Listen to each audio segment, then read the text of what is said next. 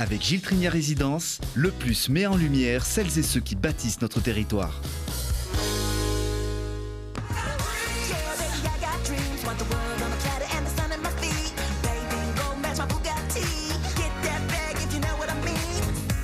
Nous sommes mardi, le 7 octobre, merci de nous avoir choisis. Bienvenue sur le plateau du Plus, votre rendez-vous des fins de journée sur Télé Grenoble.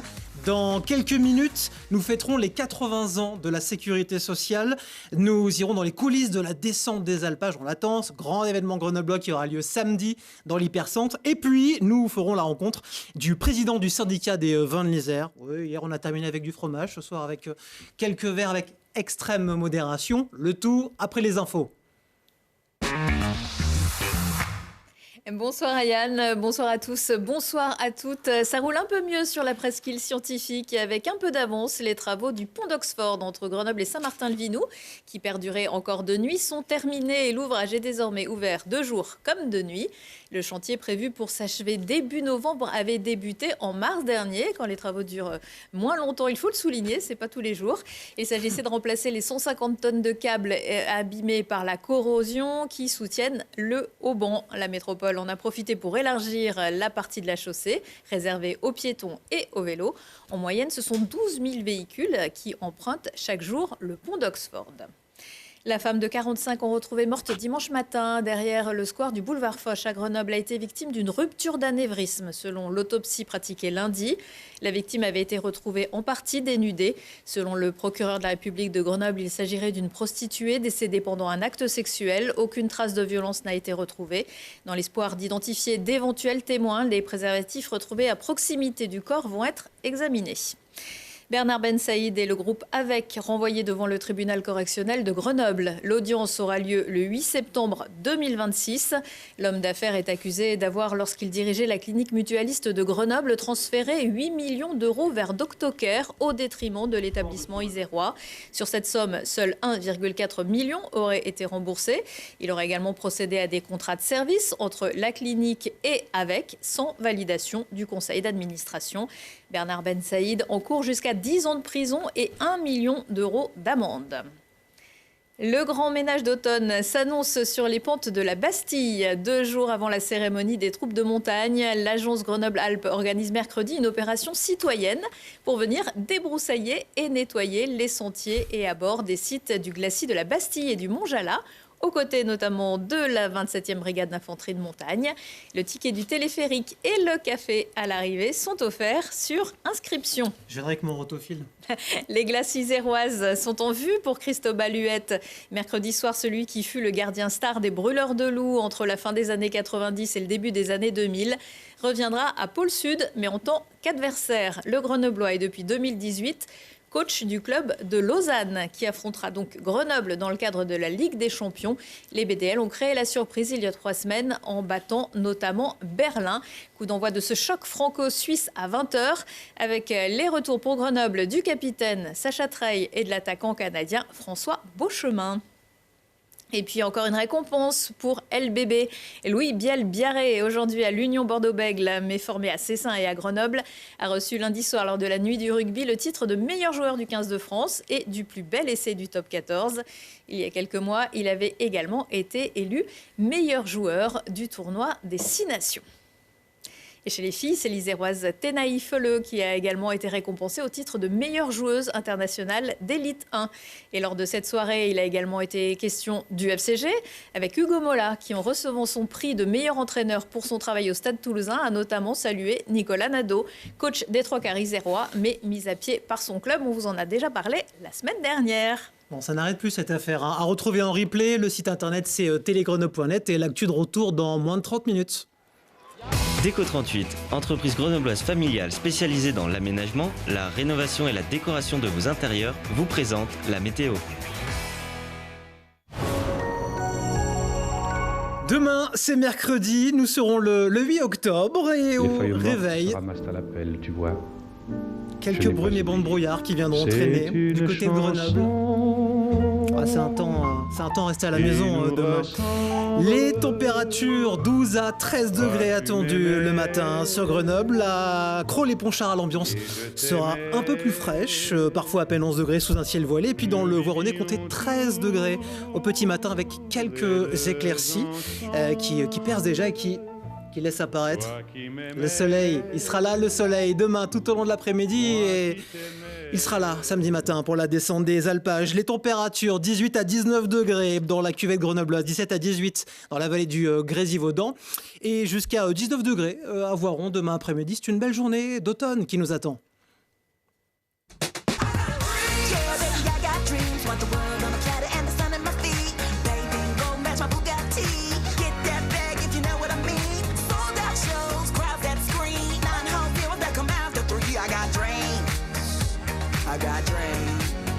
Et bien nous voilà en direct à vos côtés. C'est Télé Grenoble que vous regardez, c'est le plus, votre nouveau rendez-vous. C'est une soirée hier qui s'est terminée avec le carré d'ici, nos amis la laiterie grenobloise. Magnifique, on l'a goûté à midi, exceptionnel. Il était très bon. Tu as pris ton petit yaourt à la Reine des Prés. Reine des Prés. Goûté, pas goûté encore? Pas encore goûté. Bon, moi je me le réserve. Moi je l'ai fait hier soir, et il est mort le yaourt à la vanille. On salue les copains de la laiterie grenobloise, exceptionnel. Régal total, il en sera question ce soir, la descente des alpages, les coulisses. Avec nous, c'est un membre de la famille Télé Grenoble, Chris Moirot, qui est le monsieur descente des alpages de Grenoble, qui sera à nos côtés pour nous faire découvrir les coulisses, les rendez-vous déjà prêts pour samedi matin. Et puis, fin d'émission, Sébastien Bernard, président syndicat des vins de l'Isère, sera à nos côtés pour un concours. Oui, mais c'est inutile de le rappeler, évidemment.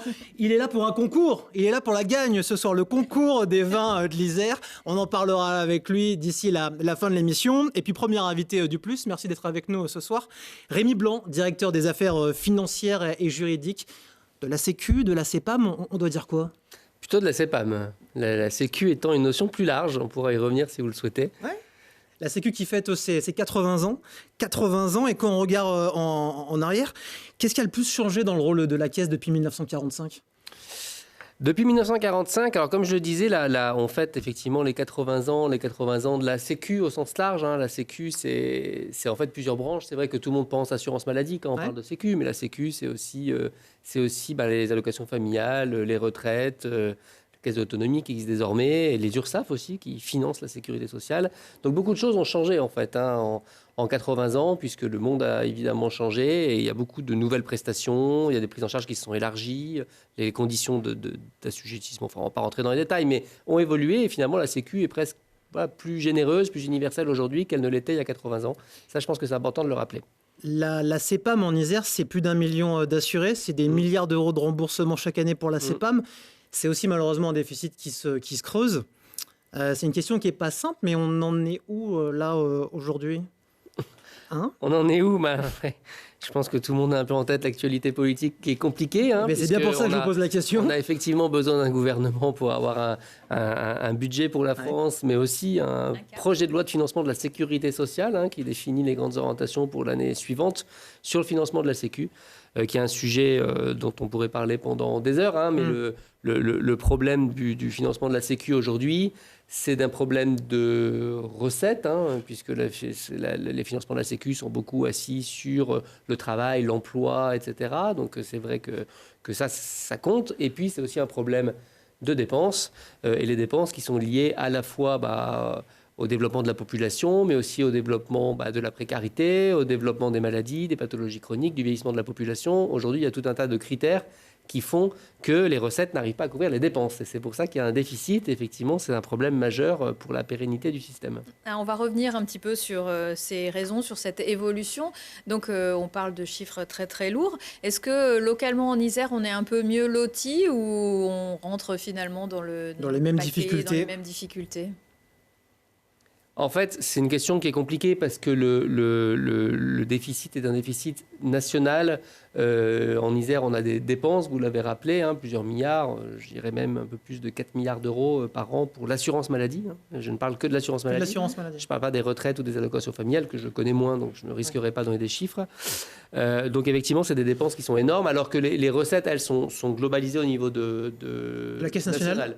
Donc en fait, on n'a pas de déficit départemental. Donc je ne peux pas vraiment vous dire, ça dépend à la fois des dépenses et des rentrées d'argent qui sont liées au nombre de personnes, de l'emploi et de l'activité économique dans le département. Donc je dirais qu'on n'est ni mieux ni moins bien lotis que les autres. Derrière ces chiffres, vous le disiez, il y a des réalités, des arrêts maladie en hausse, des hospitalisations plus coûteuses, des médicaments innovants qui coûtent peut-être aussi un petit peu plus cher. Est-ce que tout ça fait qu'on a basculé dans une spirale incontrôlable ? Vous avez de l'espoir ? Je ne sais pas si la spirale est incontrôlable. Il faut rappeler quand même quelque chose d'important que les gens n'ont pas forcément en tête. C'est que sur la sécurité sociale et plus spécifiquement sur l'assurance maladie, en 2019, on n'était pas loin de l'équilibre. Après 10 ans de réformes diverses et variées, et on était abouti à une situation presque à l'équilibre. Pas de bol, il y a eu le Covid. Et puis il y a eu le Covid, il n'y a pas eu que le Covid. Ouais. Il y a eu ce qu'on appelle le Ségur de la santé, c'est les augmentations à l'hôpital et qui étaient nécessaires, qui répondaient à des besoins aussi. Qui a été mis en place par l'Isérois Olivier Véran. Qui a été mis en place juste avant le Covid. Et puis il y a eu le Covid, et puis il y a des choses, des dynamiques de dépenses qui sont effectivement très importantes. Je disais tout à l'heure, les pathologies chroniques augmentent beaucoup, en lien avec des problèmes environnementaux, en lien avec des problèmes de mode de vie. On vit plus longtemps, mais pas forcément... Oui, ça fait 50 ans qu'on a une problématique, mais est-ce que tout ça, cette accélération, elle est liée au vieillissement de la population ? On arrive à se l'expliquer ? Elle est liée de manière très rationnelle, même si je sais que c'est compliqué. Elle est liée à plein de choses. C'est effectivement compliqué. Il y a le vieillissement de la population qui compte. Il y a le développement des pathologies chroniques qui est une réalité. Ça, vous l'avez sûrement déjà entendu. Il y a des études qui sont souvent médiatisées. On parle de quoi sur ces pathologies chroniques ? On parle du diabète, on parle des cancers. Il y a une augmentation des cancers, notamment chez des personnes plus jeunes qu'avant. Et ça, c'est assez nouveau. On parle d'augmentation des pathologies psychiatriques. On parle de tout un tas de choses, de maladies cardiaques qui sont beaucoup liées aussi au vieillissement de la population. Enfin, énormément de choses. Le diabète augmente de manière... significative. Et forcément, c'est des prises en charge qui sont plus lourdes. Il y a beaucoup de choses qui rentrent dans le viseur. Vous avez parlé des arrêts maladie, là aussi. Les arrêts maladie augmentent... les dépenses d'arrêt maladie augmentent beaucoup. Mais ça, c'est lié à beaucoup de choses. C'est lié aussi en partie au vieillissement de la population, au recul de l'âge de départ à la retraite. Forcément, quand on travaille plus vieux, on a plus de chances d'être malade. L'augmentation des pathologies chroniques. Mais aussi... à un recours, ça explique environ, selon l'assurance maladie, 60% de l'évolution des dépenses, des critères un peu paramétriques. Après, il y a aussi des choses qu'on a du moins de facilité à expliquer. Est-ce que c'est des personnes, est-ce que c'est un rapport au travail qui évolue, est-ce que c'est on a aussi des problèmes comportementaux autour de ça. En tout cas, la Sécu travaille beaucoup sur accompagner les prescripteurs pour essayer de faire en sorte qu'ils limitent certaines prescriptions, et puis les usagers aussi. Ce sont les médecins qui donnent les prescriptions, qui prescrivent les arrêts maladie. Oui, c'est pas pour autant que les médecins sont les seuls responsables. Il faut aussi avoir en tête que quand on est médecin face à un patient, quand le patient vous dit qu'il est dans un état de détresse psychologique aiguë, qu'il ne peut pas retourner au travail, c'est compliqué pour un médecin de dire qu'il a tort. Donc c'est un ensemble en fait, qui s'auto-alimente. On parle beaucoup des arrêts maladie, on en parle beaucoup dans la presse, à tort ou à raison. Il y a une explosion des arrêts maladie. Je crois que d'ailleurs vous avez lancé une campagne à ce sujet pour dire non, on ne décide pas de s'arrêter. Oui, tout à fait. Vous pouvez nous en parler ? Oui, ça c'est une campagne de communication nationale, effectivement, pour rappeler aux gens qu'on ne se met pas en arrêt. C'est quelque chose qu'on entend souvent dans son entourage. Mais tu devrais te mettre en arrêt. Il faut rappeler quelque chose quand même, c'est que l'arrêt c'est une prescription médicale, que le médecin qui met quelqu'un en arrêt, qui prescrit un arrêt de travail, c'est pour prodiguer des soins ou un repos, mais qui va vers une reprise du travail. Qu'il y a quelque chose qui est assez important, qui s'appelle la désinsertion professionnelle, qu'il y a des personnes qui sont un peu éloignées trop longtemps du travail, qui ont du mal à reprendre, qui ont du mal, voilà. Donc l'arrêt de travail, c'est quelque chose à manier avec précaution, qui peut être nécessaire dans tout un tas de situations, mais qui doit être le plus court possible. S'il y a des problèmes qui sont vraiment durables, plutôt envisager un changement d'emploi, une invalidité, une reconversion professionnelle, etc. Mais l'arrêt de travail, c'est quelque chose qui aujourd'hui pèse à la fois beaucoup dans les dépenses, mais de tout le monde, des entreprises, de la sécurité sociale, et puis aussi dans le bien-être des personnes elles-mêmes, qui n'ont pas intérêt à être arrêtées trop longtemps.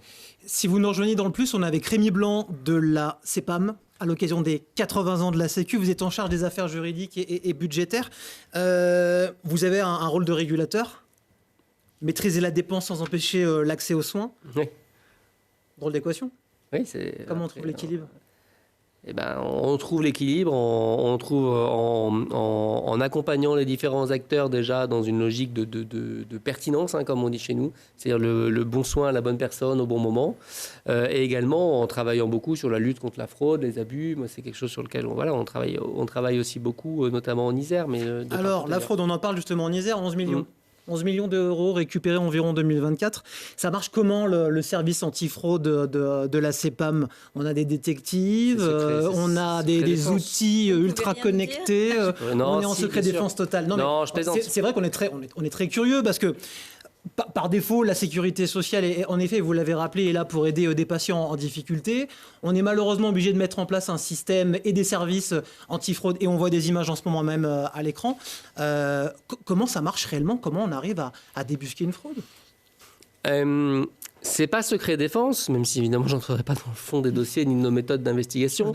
En fait, on a un service fraude qui est assez important parce qu'on a environ 25 personnes dans ce service fraude et on a en plus une unité régionale, même plurirégionale, qui est une unité un peu d'élite, on va dire. Il y a 25 personnes à Grenoble qui travaillent dessus. Sur la fraude iséroise, même plus.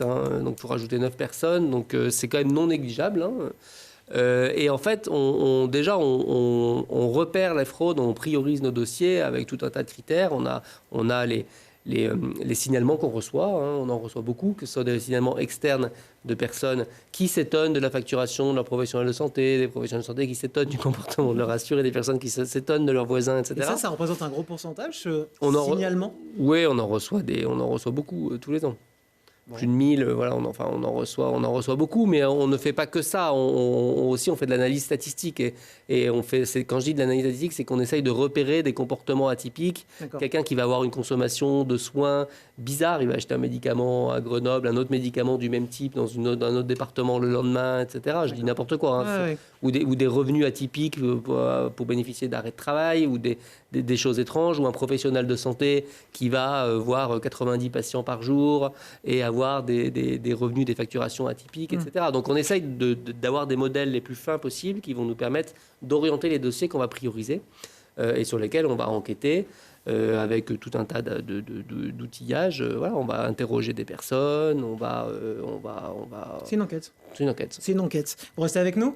Oui. Rémi Blanc est avec nous de la CEPAM, pour fêter les 80 ans de la sécurité sociale.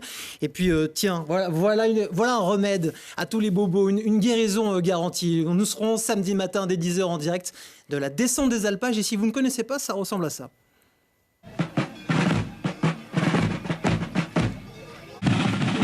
Voilà pour cette petite intermède musicale. Entre-temps, il y a Mélisa de la chèvrerie de Chartreuse qui m'a amené du chèvre pour aller avec le miel. On va voir si c'est efficace pour la voix. Eh ben ouais, la journée est bien partie ici, place de Metz, avec donc cette 11e édition de la descente des alpages que vous pouvez suivre en direct sur Télé Grenoble depuis 9h30 avec des caméras qui suivent les 3 défilés. C'est la nouveauté de cette édition. 3 défilés de vaches de montagne dans les rues de Grenoble. On a là en bas les vaches du Vercors qui sont dans le Courbéria, qui sont en train de remonter la chrono-vélo. Voilà, il n'y a pas de cycliste ce matin, il vaut mieux parce que je ne suis pas sûr qu'il ferait le poids contre ces belles bêtes qui viennent du Vercors. En haut, c'est le défilé des vaches de Chartreuse qui descendent de la Bastille par une petite route secrète qu'on n'a pas l'habitude de voir puisqu'elle est normalement fermée au public.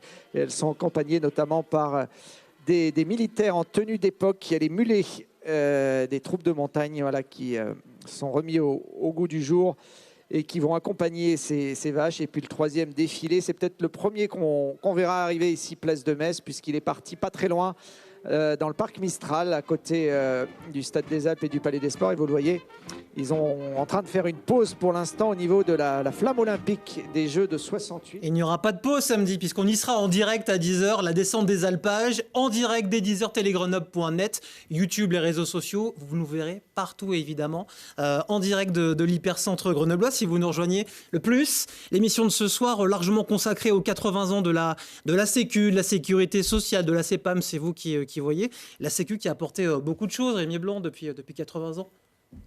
Si on devait faire un petit bilan maison de ces 80 années. C'est important d'avoir une CPM en bonne santé, qu'elle soit là, qu'elle existe pour nous. En fait, il y a quelque chose que les gens n'ont pas forcément en tête, c'est qu'il y a quand même un intérêt même économique, on va dire, au-delà de l'intérêt en termes de projet de société, à avoir comment dire, une sorte d'assurance obligatoire d'une certaine manière. Puisque ça permet de mutualiser beaucoup, de mutualiser les dépenses aussi. Enfin, on a des frais de gestion qui sont beaucoup plus faibles que dans des assurances privées, par exemple. On a de l'ordre de 3%, on va dire 3-4% de frais de gestion. Vous avez des assurances privées où on est plus à 15-20%. Donc finalement, ça coûte moins cher collectivement. Et puis, ça permet de mutualiser les risques, comme dirait un assureur, c'est-à-dire de faire en sorte que quelqu'un qui va être très malade, qui va coûter très cher, maintenant on a des médicaments très coûteux, qu'on puisse collectiviser ça.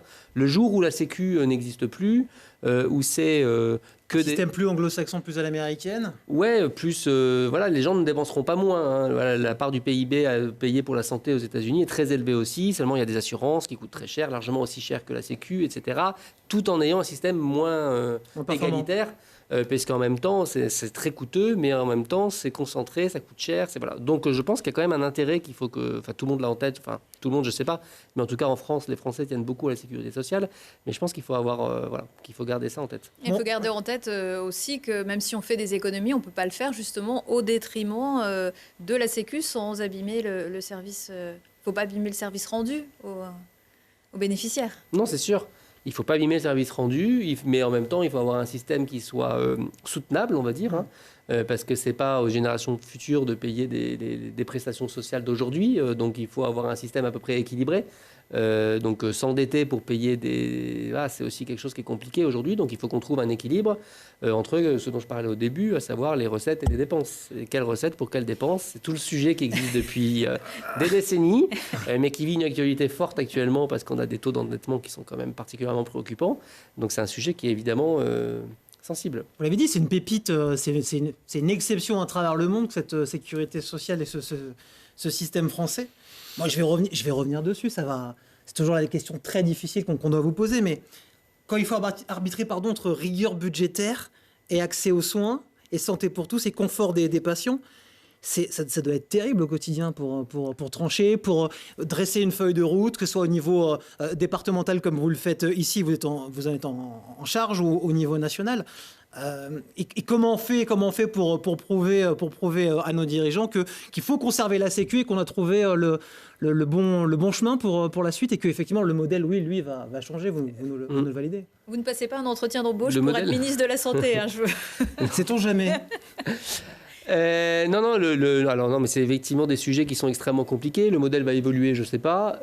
En tout cas, ce qui est sûr, c'est qu'il y aura des arbitrages à faire et certains types de dépenses sur lesquels il faudra réfléchir, et puis réfléchir aussi sur les recettes. Et vous y réfléchissez en interne déjà? En interne, nous, si vous voulez, on n'a pas vocation dans une caisse départementale à faire ce type de choix.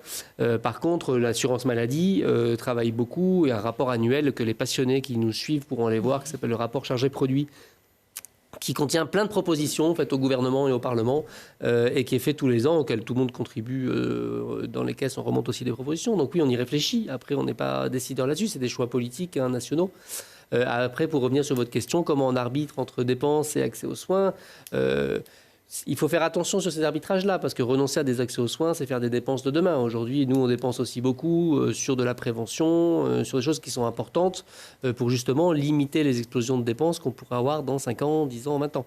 Ça, il faut le rappeler aux téléspectateurs qui nous regardent, et on pourrait être tenté par effectivement faire des coupes budgétaires pour tout de suite trouver des solutions. On a plus à y payer dans le futur. Si on ne soigne pas aujourd'hui les malades d'aujourd'hui, ce sera des gros malades de demain, et ça comblera encore le trou de la sécurité. Non, oui. Après c'est sûr, il ne s'agit pas de couper des dépenses. Il s'agit de voir, est-ce qu'il y a des dépenses qui ont des services médicaux rendus, comme on dit, qui sont plus faibles, plus discutables, et qui ne sont peut-être pas si importants que ça. Est-ce qu'il y a des choses qu'on peut mieux réguler, typiquement les arrêts de travail, typiquement, est-ce que toutes les personnes on en parlait tout à l'heure avec quelqu'un qui va me succéder sur le plateau.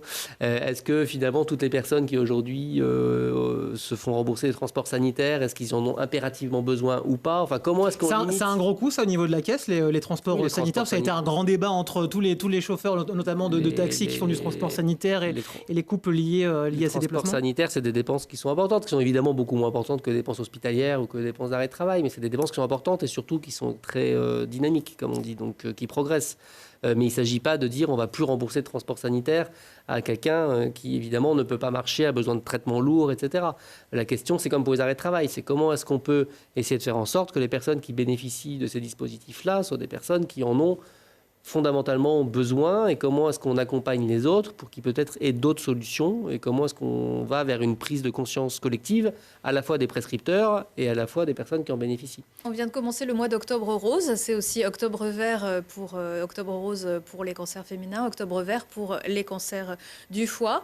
Le dépistage est toujours pas généralisé. Enfin, il est généralisé dans l'annonce, mais il y a encore beaucoup de gens qui ne passent pas le pas parce que la santé, c'est quand même quelque chose de compliqué. On a peur de savoir si on est malade, finalement. Ouais. Et puis, plus on le prend tard et plus c'est difficile. Oui, alors effectivement, on n'est pas parmi les meilleurs en Europe sur les dépistages, comme on ne l'est pas non plus sur les vaccinations. Je pense notamment à la vaccination antigrippale pour les personnes d'un certain âge ou les personnes qui ont des pathologies chroniques, qui est quelque chose d'hyper important, parce que ça fait des ravages tous les ans. C'est sûr que sur les dépistages, on n'a pas forcément cette culture-là en France. Nous, on y travaille beaucoup, côté assurance maladie, avec d'autres partenaires, pour encourager les personnes à se dépister. Effectivement, comme vous le disiez, tant que je ne sais pas que je suis malade, je suis en bonne santé. Et ça, c'est un pied qui est largement partagé. Il faut rappeler aux gens qu'on peut aussi, dans les dépistages, trouver des pathologies à un stade très, très, très précoce. Moi, je le rappelle de chiffres qui sont en tout cas valables pour le cancer colorectal. Je ne sais pas s'ils le sont pour le cancer du sein, mais de rappeler que plus de 9 cancers sur 10 détectés tôt guérissent parfois de manière facile, sans même passer par la case chimio, radiothérapie ou autre, qu'on arrive à détecter les choses à des stades très précoces et que, évidemment, le diagnostic se corse plus on avance dans le temps. Donc ces dépistages organisés, ils ont été mis en place parce qu'on estime qu'il y a un bon rapport bénéfice-risque, comme on dit, sur ces dépistages. Donc c'est important de les faire et de rappeler à toutes les personnes éligibles qu'il faut le faire. Vous restez avec nous dans quelques secondes. La descente des alpages. Chris Moireau nous retrouvera sur le plateau et dans quelques secondes, météo. Mais pour l'heure, les actus avec Marie. Ça roule un peu mieux sur la presqu'île scientifique avec un peu d'avance. Les travaux du pont d'Oxford entre Grenoble et Saint-Martin-le-Vinoux, qui perduraient encore de nuit, sont terminés et l'ouvrage est désormais ouvert de jour comme de nuit. Le chantier prévu pour s'achever début novembre avait débuté en mars dernier. Il s'agissait de remplacer les 150 tonnes de câbles abîmés par la corrosion qui soutiennent les haubans. La métropole en a profité pour élargir la partie de la chaussée réservée aux piétons et aux vélos. En moyenne, 12 000 véhicules empruntent chaque jour le pont d'Oxford. Une femme de 45 ans retrouvée morte dimanche matin derrière le square du boulevard Foch à Grenoble a été victime d'une rupture d'anévrisme selon l'autopsie pratiquée lundi. La victime avait été retrouvée en partie dénudée. Selon le procureur de la République de Grenoble, Étienne Manteau, il s'agirait d'une prostituée décédée pendant un acte sexuel. Aucune trace de violence n'a été retrouvée. Dans l'espoir d'identifier d'éventuels témoins, les préservatifs retrouvés à proximité du corps vont être examinés. Bernard Bensaïd et le groupe AVEC renvoyés devant le tribunal correctionnel de Grenoble. L'audience aura lieu le 8 septembre 2026. L'homme d'affaires est accusé d'avoir, lorsqu'il dirigeait la clinique mutualiste de Grenoble, transféré 8 millions d'euros vers DoctoCare au détriment de l'établissement isérois. Sur cette somme, seul 1,4 million aurait été remboursé. Il aurait également procédé à des contrats de service entre la clinique et AVEC sans validation du conseil d'administration. Bernard Bensaïd encourt jusqu'à 10 ans de prison et 1 million d'euros d'amende. Le grand ménage d'automne s'annonce sur les pentes de la Bastille, si vous voulez y participer. 2 jours avant la cérémonie des troupes de montagne, l'agence Grenoble-Alpes organise mercredi une opération citoyenne pour venir débroussailler et nettoyer les sentiers et abords des sites du glacis de la Bastille et du Mont-Jalà. Tu fais très bien le bruit du rotophile, voilà. Aux côtés de la 27e brigade d'infanterie de montagne, le ticket du téléphérique et le café seront offerts sur inscription. Les glaces iséroises en vue pour Cristobal Huette, mercredi soir, celui qui fut le gardien star des Brûleurs de Loups entre la fin des années 90 et le début des années 2000, reviendra à Pôle Sud, mais en tant qu'adversaire. Le Grenoblois est depuis 2018 coach du club de Lausanne, qui affrontera donc Grenoble dans le cadre de la Ligue des Champions. Les BDL ont créé la surprise il y a 3 semaines en battant notamment Berlin. Coup d'envoi de ce choc franco-suisse à 20h, avec pour Grenoble les retours du capitaine Sacha Treille et de l'attaquant canadien François Beauchemin. Et puis encore une récompense pour LBB, Louis Biel-Biarré, aujourd'hui à l'Union Bordeaux-Bègles, qui m'est formé à Cessin et à Grenoble. Il a reçu lundi soir, lors de la nuit du rugby, le titre de meilleur joueur du 15 de France et du plus bel essai du top 14. Il y a également quelques mois, il avait déjà été élu meilleur joueur du tournoi des 6 nations. Et chez les filles, c'est l'Iséroise Ténaï Feleux qui a également été récompensée au titre de meilleure joueuse internationale d'élite 1. Et puis, lors de cette soirée, il a également été question du FCG avec Hugo Mola, qui lui a reçu le prix du meilleur entraîneur pour son travail au Stade toulousain. Le coach a notamment salué Nicolas Nadeau, entraîneur des 3 quarts isérois, mais qui a été mis à pied par son club la semaine dernière. Donc c'est le Nadeau Gates, hein, ça n'arrête pas depuis une semaine. Hein, genre que tout le grand collectif des joueurs, des coachs français sont à son chevet. En effet, on le salue s'il nous regarde ce soir. Le plus continue dans 30 secondes après votre météo. GEG, producteur et fournisseur d'énergie verte partout en France, vous présente la météo. Météo pour demain au réveil, quelques brumes et bancs de brouillard. Nous serons le 8 octobre. Les feuilles mortes se ramassent à l'appel, tu vois. Je n'ai pas oublié. C'est une chanson. Je ne sais pas si c'est une chanson, mais c'est un temps. C'est un temps de feuilles mortes, c'est un temps à se poser tranquillement à la maison. Si vous le pouvez, en plus demain c'est mercredi. Donc, si vous pouvez poser votre après-midi en famille, vous serez bien. Les brouillards, eux, seront bien persistants le matin du côté de Grenoble et Chirol et à Mélan, avec des températures comprises entre 12 et 13 degrés. À Crollet et Pontcharrat, l'ambiance sera un tout petit peu plus fraîche, parfois à peine 11 degrés sous un ciel voilé. Et puis, dans le Voironnais, comptez 13 degrés au petit matin avec quelques éclaircies qui percent déjà pour faire revenir le soleil dans l'après-midi. Les températures 18 à 19 dans notre cuvette, 17 à 18 dans le Grésivaudan et jusqu'à 19 degrés attendus à Voiron où le soleil jouera souvent avec un léger voile, mais l'ambiance restera douce pour la saison.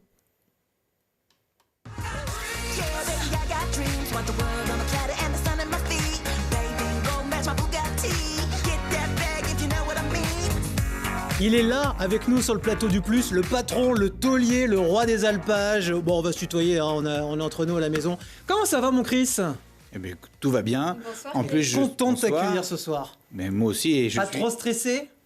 Non, parce que le stress, il est évacué très vite. Parce qu'on est tellement heureux de préparer cette 15e édition après une année blanche. Voilà, liée à une épidémie. On en parlera. Voilà, on est très heureux de se remobiliser tous pour préparer une belle fête sous le soleil pour tous les Grenoblois et les habitants des environs. Le soleil, je l'ai dit, il est là. Ouais. Il est là samedi, c'est bon, c'est garanti, c'est acté. Je me suis occupé de tout ça. On peut donner les places quand même. On se retrouve où alors samedi ? Alors donc, compte tenu un petit peu des travaux du centre-ville, notre fête sera limitée à la rue de Strasbourg, à la place de l'Étoile, à la place Vaucanson et au square Léon Martin. Tiens, pour les... C'est pas mal. Ouais, Oui, c'est déjà limité, ça fait un beau limité, parcours. ça fait un beau déjà une belle ferme de grandeur nature, tout ça. On en est Exactement. ravis. La descente des alpages, mais tout le monde ne connaît pas la descente des alpages. On a la chance chaque année d'avoir de nouveaux habitants qui nous rejoignent dans l'agglomération. C'est quoi la descente des alpages ? C'est quoi son histoire ? En fait, tout est parti d'une blague avec Bernard Muraveau. En fait, l'idée, c'était de... Bernard Muraveau, Le de la fromager. région de Strasbourg, Voilà, c'est meilleur le ouvrier monsieur. de France. Voilà, je ne le présente pas, tout le monde le connaît. Voilà, en fait, on voulait mettre un petit peu d'identité alpine au cœur de notre ville, rappeler que la montagne a besoin de la ville et que la ville a besoin de la montagne. Et à l'occasion de cette journée, je pense que tout est réuni pour le démontrer. On le voit dans les images, et ça, c'est la dernière Il y édition. a toujours beaucoup de musique dans ces Oui, éditions. bien sûr, puisque dans les alpages, dans les territoires de montagne, les musiciens, les corps des Alpes, les sonneurs font partie vraiment des traditions Alors, appréciées par tous. L'an dernier, tu l'as dit, la descente n'avait pas eu lieu pour cause de fièvre catarrhale bovine.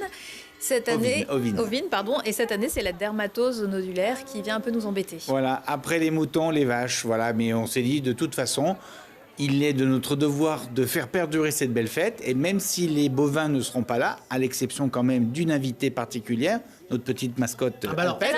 Fais voir la mascotte, je vais la prendre la mascotte, elle est là. Hop, comment elle s'appelle Voilà. cette petite Cette mascotte Alpette. Alpette, regardez-moi ça si elle est pas mignonne, notre petite Elle est trop Alpette. mignonne. Voilà, elle Alpette. représentera les bovins absents pour cause de crise sanitaire. Mais même s'il n'y a pas les bovins, il y a quand même leurs éleveurs, leurs producteurs, tout ce qui est fabriqué. Et nous, c'était important quand même, malgré la difficulté, de mettre en avant tous ces savoir-faire, toutes ces pépites qui réjouissent nos cœurs et nos corps. Et vous voulez aussi en faire un grand moment de solidarité pour tous ces éleveurs, qu'on apprenne à mieux les connaître et à partager avec eux le bon, le moins bon, et puis ce qui fait aussi la vie autour de Voilà, Grenoble. exactement.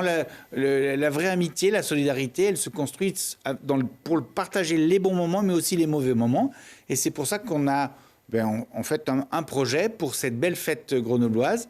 C'est de témoigner notre solidarité, de demander plutôt à chaque visiteur de témoigner sa solidarité en achetant pour 1 euro un Attends, petit bouge jeton. pas. Bouge pas sur le matos alors. Parce que qui dit jeton, hop, dit. Alors c'est pas pour voter, non, c'est non, pas des élections pas tout de suite. anticipées, pas du tout. Attention. Non, c'est. Alors, Ne vous trompez c'est pas. un geste ne qui a dû. glissez pas voilà. un bulletin dans l'urne. ça. Non. Là, allez-y, il faudra en abuser par contre ce week-end. voilà, donc vous pourrez trouver donc sur la fête ces petits jetons à acheter 1 euro que vous pourrez garder éventuellement si vous souhaitez avoir un jeton de caddie de supermarché, mais on vous invitera plutôt à venir le déposer dans l'urne qui sera présente sur le plateau de Télé Grenoble pour manifester votre solidarité.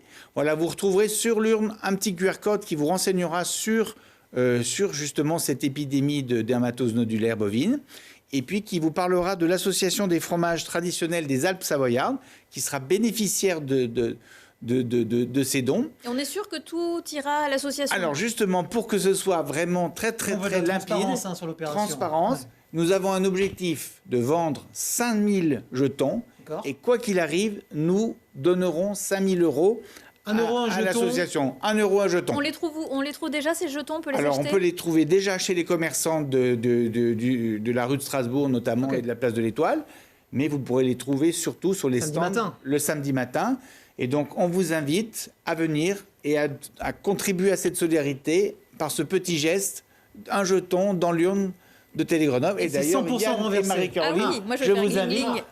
à déposer Et si on, veut donner, symboliquement. si on veut donner plus, on achète plusieurs jetons? Alors, non. Alors, soit vous achetez plusieurs jetons, soit vous trouverez sur le QR code le lien avec une cagnotte participative qui alimente directement justement l'association des fromages traditionnels des Alpes savoyardes pour que l'on soit vraiment irréprochable, qu'on ne Allez, nous c'est accuse parti. pas de profiter de cet événement pour, Allez, à voter.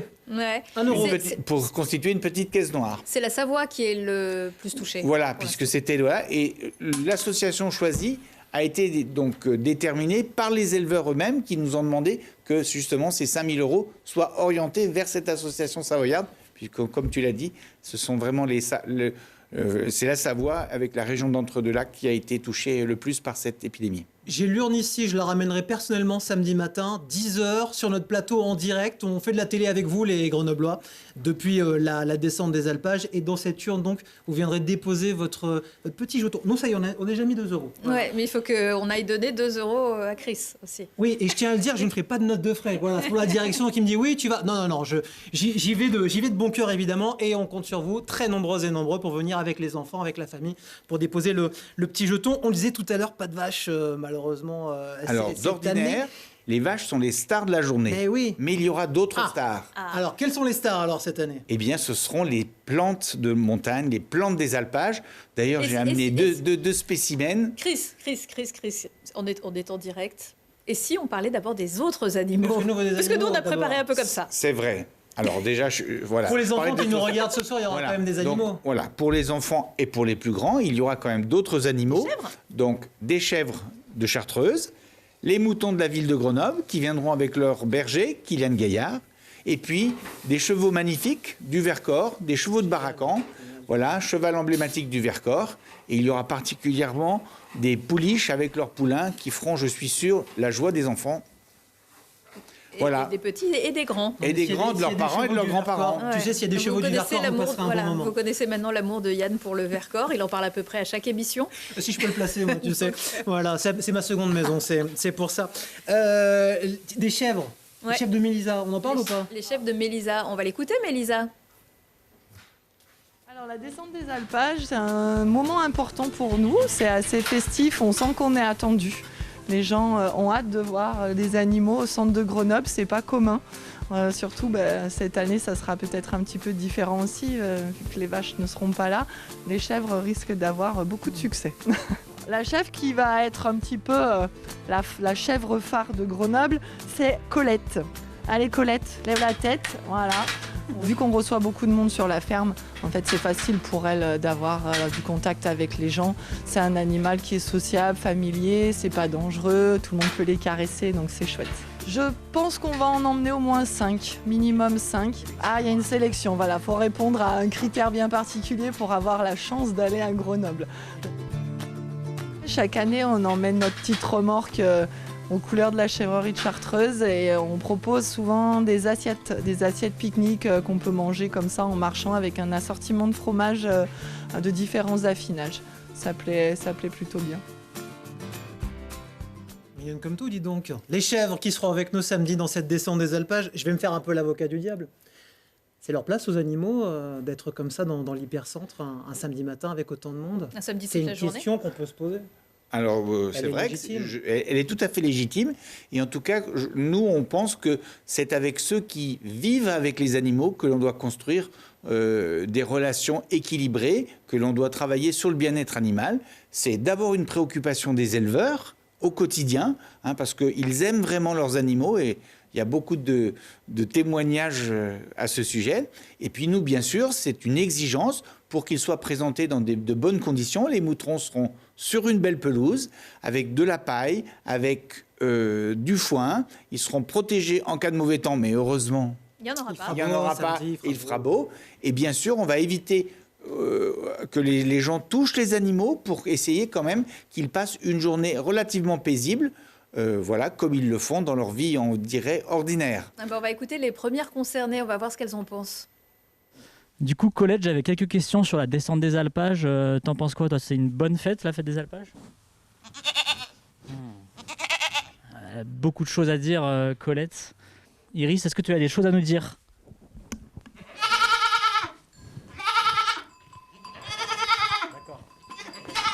Merci Iris pour ce témoignage important. Merci à toi Alex qui a pris beaucoup de risques pour réaliser cette Iris interview. et Colette en tout cas sont ravis de venir nous voir samedi. Alors la thématique cette année, Chris, on y vient. Et ben voilà. Voilà. Donc voilà, c'est les plantes dans tous leurs états, c'est-à-dire les plantes de montagne, les plantes des alpages avec deux spécimens là. Qu'est-ce qu'on a en plateau là? Des plantes de Chartreuse, oui. Avec du thé des Alpes, qui donne une liqueur ou en tout cas des préparations vertes. Donc ça, je peux faire une petite tisane avec ces plantes-là. Exactement, et tu auras une tisane verte un petit peu comme la Chartreuse verte. Super. Voilà. Et là, c'est la vulnéraire de Chartreuse qui permet de faire une liqueur qui a des vertus. Une liqueur aussi. Voilà, mais qui a des vertus curatives. Mais il y aura aussi pas mal de choses sans alcool. Alors, les plantes seront à l'honneur, c'est plantes et gastronomie, plantes et fromage, plantes herboristerie et boissons sans alcool, puisqu'à côté des traditionnels breuvages des fêtes, il y aura un bar à lait, un bar sans alcool, proposition donc de sirop, de boissons aromatisées, parce que je pense qu'on peut aussi faire la fête sans obligatoirement boire de l'alcool. J'adore l'idée du bar à lait, je veux le voir, ça j'adore. Voilà. Bonne chose. Et ce sera du bon lait du Vercors. Exactement, à partager avec toute la famille. Samedi matin, nous y serons en direct dès 10h et on aura une pensée pour celles et ceux qui malheureusement ne pourront pas être avec nous. On sera là pour vous faire vivre l'événement en direct sur Télé Grenoble, c'est le canal 30 de votre box préférée. Chris retourne au boulot, il prépare tout ce qu'il faut pour samedi matin. Et puis si on veut venir te faire un petit coucou, ça s'installe tôt, j'imagine, la veille, le matin. Non, ce sera aujourd'hui tôt le matin pour pouvoir avoir une belle journée. Et je ne peux pas oublier de citer deux personnages qui seront présents. Allons-y. Un chercheur d'or des alpages et un druide. Le chercheur d'or des alpages qui va dénicher des fromages magnifiques dans les alpages, c'est bien sûr Bernard Muraveau, le moustachu, champion du monde des fromagers. Et le druide, c'est le pape de la gastronomie des plantes, Édouard Loubet, qui sera l'invité d'honneur de notre 15e édition, qui a été l'un des pionniers justement de l'association Plantes et Gastronomie. et qui viendra bientôt nous parler de sa passion, faire quelques préparations, notamment du beurre aromatisé avec des plantes de montagne, et qui nous parlera aussi de son expérience de conception, c'est pour ça que je l'appelle le druide, de boissons sans alcool avec chartreuse diffusion. Voilà, puisqu'on le voit tourner des infusions, des mixtures dans des grands chaudrons, un peu comme Panoramix. Bon, c'est à découvrir samedi, 10h en direct sur Télé Grenoble et en vrai dans les rues de Grenoble. Merci Chris, à samedi. Merci Chris. Et n'oubliez pas, ce jour-là, l'accessoire indispensable pour la descente des alpages, le bandana vert, qui fait un petit peu écho au bandana rouge des fêtes de Bayonne. Donc, pour toi Yann et pour Marie-Caroline. Je te remercie. Pour samedi. N'oubliez pas votre code vert pour samedi. À samedi. Allez hop, on part à l'aventure. Je vous emmène dans ma Jeep sur Télé Grenoble. Héroïne du débarquement et symbole de la libération, cette petite voiture utilitaire tout-terrain, pourtant toute simple, a gagné ses galons de légende automobile. Retour dans le passé pour découvrir l'incroyable destin de la Jeep.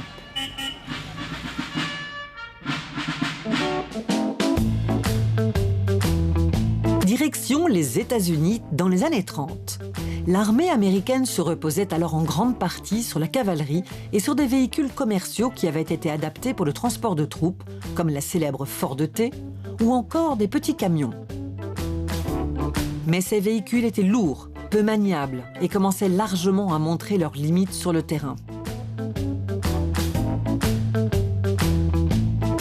Et la situation en Europe devient critique. Il semble inéluctable que le monde s'apprête à basculer dans la guerre.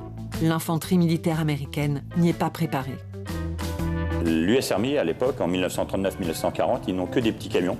La cavalerie a un besoin urgentissime d'un véhicule de reconnaissance rapide. À l'aube de la déclaration de guerre, à savoir le 7 décembre 1941, après l'attaque de Pearl Harbor, il fallait absolument que les États-Unis s'équipent d'une voiture et d'un engin capable d'avoir 4 roues motrices, capables d'emmener 4 personnes, des soins, de la fourniture, des équipements sur le front et surtout un véhicule tout-terrain.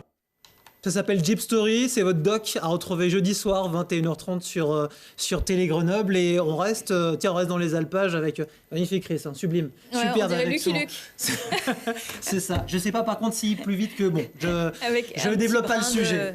Un autre sujet, tiens, toujours un petit peu dans l'affaire, mais dans le bien vivre, le bien boire, le bien manger. Dans le terroir, dans le local, dans les choses qui nous font plaisir. Les vendanges viennent de s'achever en Isère et déjà une autre échéance se prépare.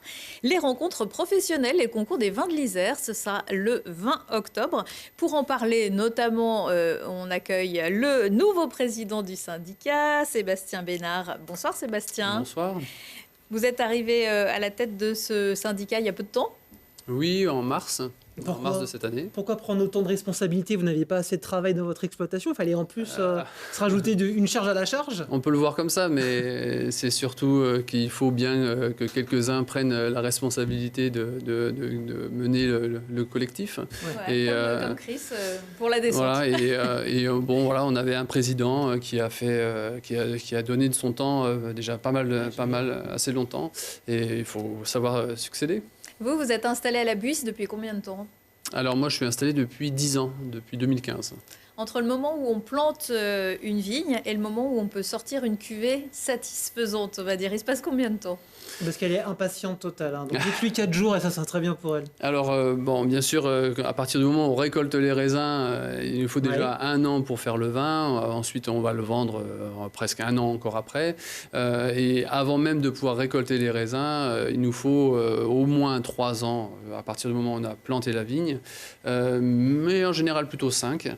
De manière générale, là, je fais les totaux, là. 5 plus 1 voilà. plus... Non, c'est 7 ans à peu près pour être satisfait et peut-être 10 ans quand on est sur de l'expérimental. Il faut savoir qu'en Isère, on travaille des cépages très particuliers, des cépages qui sont assez rares, confidentiels.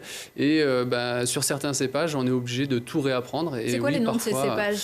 Alors, nous, en Isère, on travaille un cépage très particulier qui s'appelle la Verdesse. C'est notre grand cépage blanc de l'Isère. Et puis, on a d'autres cépages très confidentiels, hein, comme l'étraire, comme le cervanin, dans mon cas, un cépage que je travaille.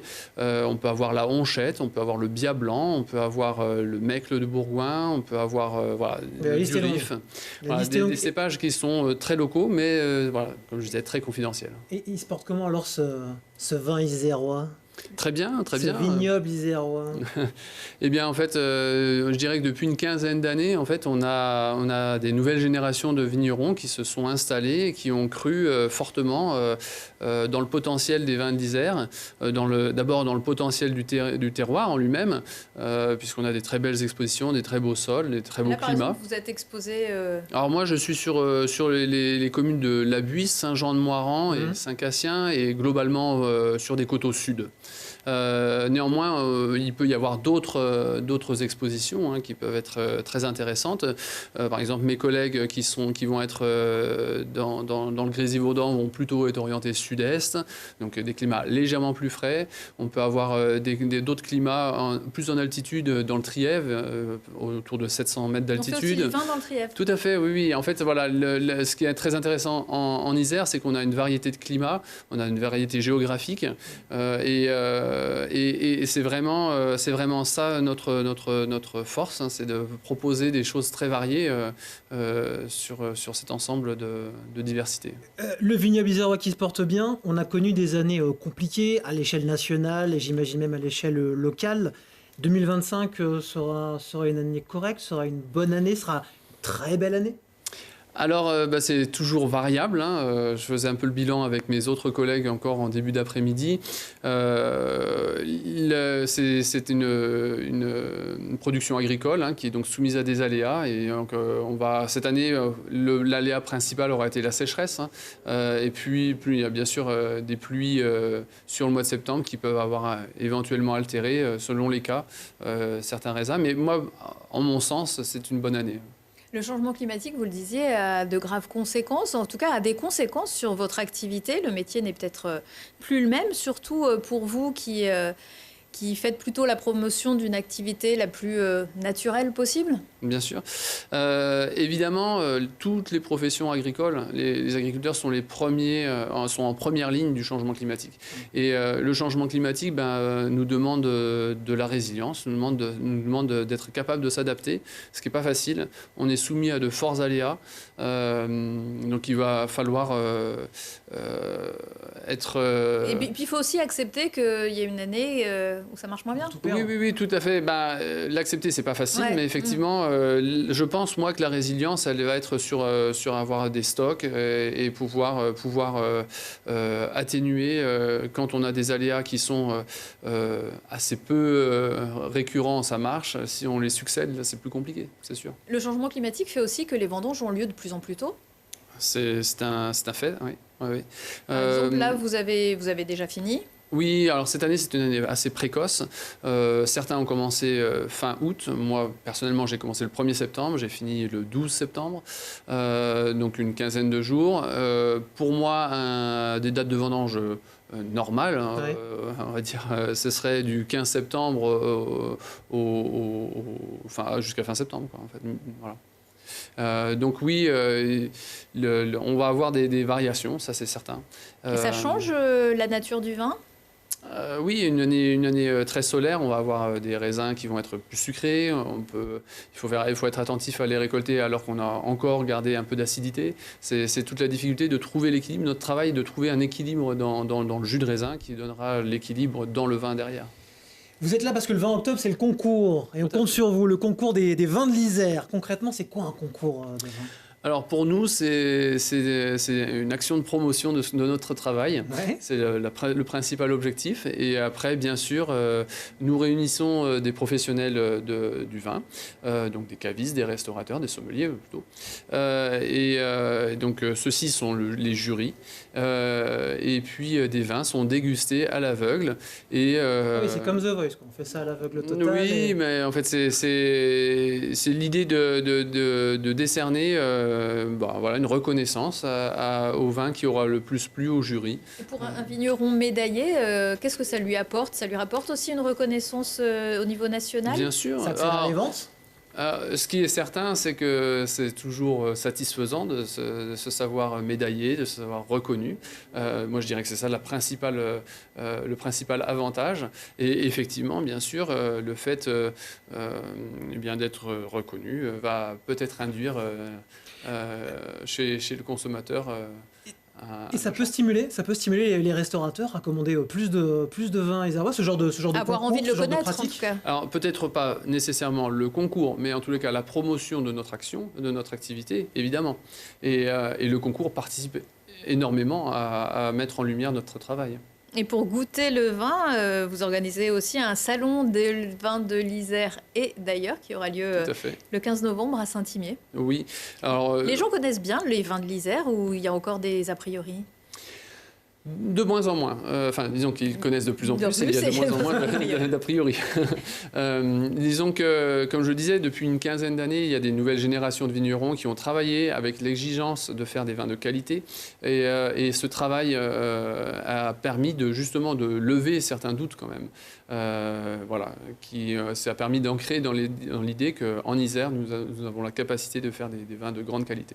Magnifique. On va terminer là-dessus. De bons produits samedi Chris, à la descente des alpages. Chris, il n'y aura pas de vin, non, du bar à lait, des liqueurs, mais pas de vin sur la descente. Si. Ah, pardon. Voilà. Donc, en fait, on va... Il y en aura pour tous les goûts. On va équilibrer un petit peu les goûts et les saveurs. Voilà, à consommer avec modération, bien sûr. Mais le bar à lait, on peut y aller. Bon, et le rendez-vous dédié au vin, c'est le 20 octobre prochain, je le rappelle, le concours des vins. Et le 15, tu le disais, en novembre, le salon. Enfin voilà, plein de rendez-vous à retrouver sur notre site internet télégrenoble.net. À demain. À demain. À demain dans le plus. Bonne chance pour la suite. Merci.